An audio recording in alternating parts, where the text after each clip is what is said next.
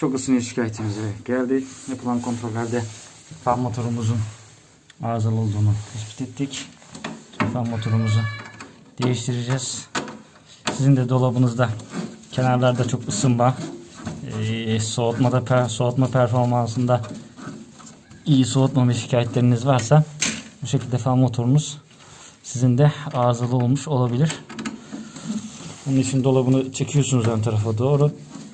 Arka kapağını söküyorsunuz. Motorla beraber fan motorunun da dönmesi gerekiyor. Bunun görevi ana kompresörünüzü soğutmaktır. Çalışmadığı zaman bu şekilde söktük.